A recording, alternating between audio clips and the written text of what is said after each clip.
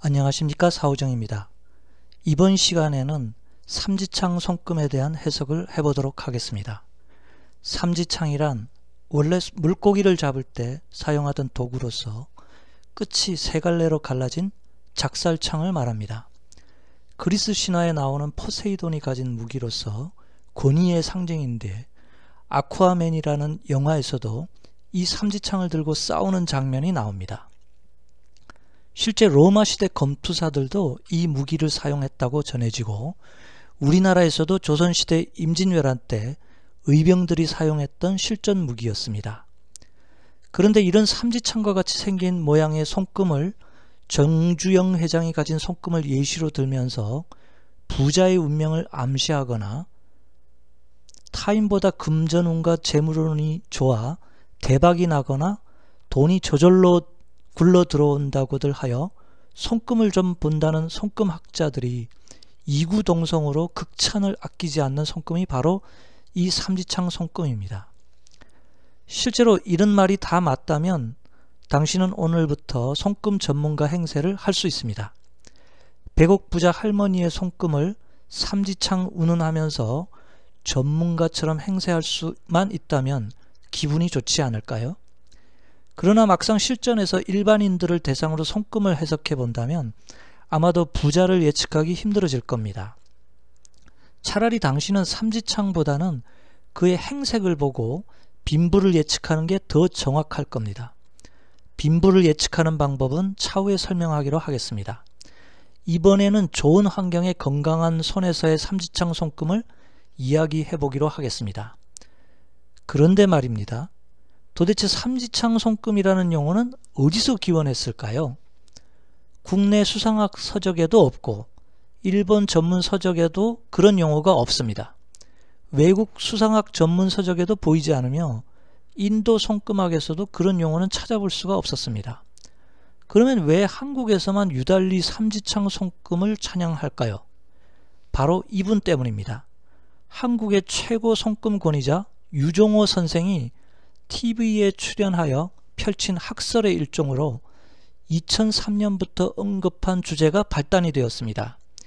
이게 도화선이 되어 손금학자들이 우후죽순처럼 생겨나고 너도 나도 삼지창이 재벌이 된다고들 떠들고 마침내 대박나는 손금으로 자리잡게 되었습니다. 그러나 사실 잘 살펴보면 다 맞는 게 아닙니다. 실제로 논리적으로 잘 성립이 되지 않을 뿐더러 일부 부자들에게만 삼지창이 있기 때문입니다. 그러면 어떤 사람들이 삼지창을 가지고 있을까요? 금수저 엘리트.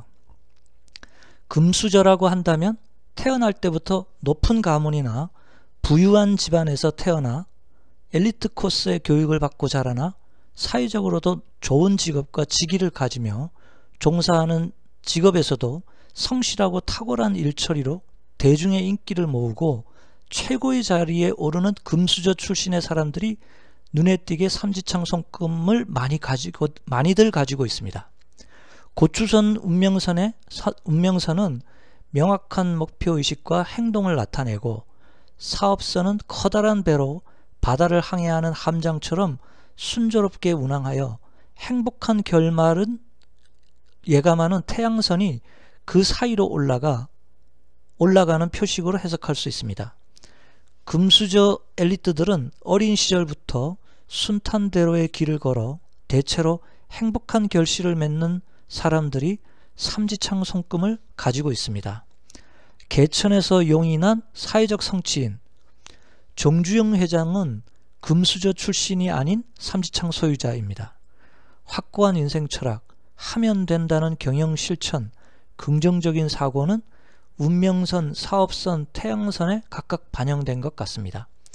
실향민의 아들로 태어나 최장수 경제부총리를 지낸 홍남기 씨, 불우한 소녀 가장에서 대스타가 된 줄리아 로버츠, 가난한 락 가수에서 헐리우드의 거장이 된 조니 뎁, 불우한 학창시절을 벗어나 일본에서 대스타가 된 배용준 씨, 모두 고생 끝에 안정된 직업을 찾은 후 성실하게 생활하여 커다란 성공을 이룬 사람들입니다. 정직하고 지조 있는 학자들. 유현준 교수는 LH공사가 국회의원들에게 특정 지역 개발로 표를 얻게 해주는 대가로 LH 직원들이 권력을 휘두르고 땅 투기를 일삼는 일이 망국적 범죄라고 하여 일침을 놓은 학자인데, 그는 양손이 삼지창 손금의 소유자입니다. 진중권 전 동양대 교수는 좌파이면서도 비리와 부패한 정치인들을 용기 있게 비판하고 가짜 뉴스나 퍼뜨리는 엉터리 인플루언서들을 비판하는 양심적인 지식인으로서 삼지창 손금을 가지고 있습니다. 양자역학의 권위자 김상욱 교수와 교수는 아니지만 최병묵 평론가도 삼지창 손금입니다. 이들 모두 정직하고 지조가 있는 지식인들이라는 공통점이 있습니다. 바른생활의 사나이들. 탤런트 이순재 씨는 대표적인 바른생활의 사나이입니다. 베트남 축구팀을 선두그룹으로 올려놓은 박항서 감독, 미국의 최초 흑인 대통령 버락 오바마, 댄스 가수 정지훈 씨, 결혼을 앞둔 개그맨 김준호 씨, 축구선수 손흥민 씨도 모두 정직한 성격을 나타내는 운명선이 강하게 올라가고 사업선도 소지적으로 강하게 뻗어올라 평생 직장의 운세로서 재물에 대한 운세도 태양선으로 성취감을 나타내는데 바른생활의 사나이들이라는 점입니다. 늑대같이 음흉한 자들, 야심이 너무나 크고 목표가 높은 사람들은 간혹 늑대와 같은 심성을 지닌 자들이 있습니다. 지나친 승부욕으로 수단과 방법을 가리지 않고 자신의 출세를 위해 일처리를 해나가며 방해되는 세력은 어떤 대가를 치르더라도 반드시 제거하여 자신이 그 위에 올라서야만 하는데 출세의 속도가 정광석가와 같이 빨리 올라갑니다. 음흉한 정체를 숨기고 출세지향적인 인물들은 이런 삼지창 손금을 가지고 있습니다. 그래서 큰 부자가 된다는 말도 일리가 있겠습니다. 그러나 악행을 저질러 출세하고 부자가 되는 그들의 결말은 하늘도 용서하지 않고 비참한 결말을 맺도록 인도하는 경우가 많았습니다. 결론. 삼지창 손금의 의미는 강한 운명선을 가지고 자신의 운명을 선도하여 조직을 이끌고 행복한 성취감을 맛보는 운세를 말합니다. 그래서 레리 페이지와 같은 슈퍼 부자도 삼지창 손금이지만 조그만 기업의 차 부장들도 많이들 가지고 있는 게 바로 이 삼지창 손금입니다.